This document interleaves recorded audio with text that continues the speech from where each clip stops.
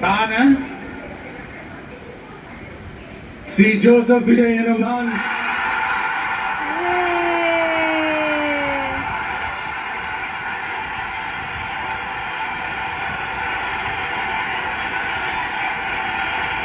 சட்டப்படி அமைக்கப்பெற்ற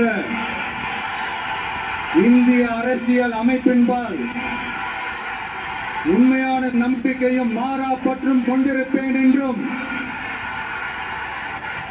இந்திய நாட்டின் ஒப்பில்லாத முழு முதல் ஆட்சியையும் ஒருமையையும் நிலைநிறுத்துவேன் என்றும் தமிழ்நாட்டு அரசின் முதலமைச்சராக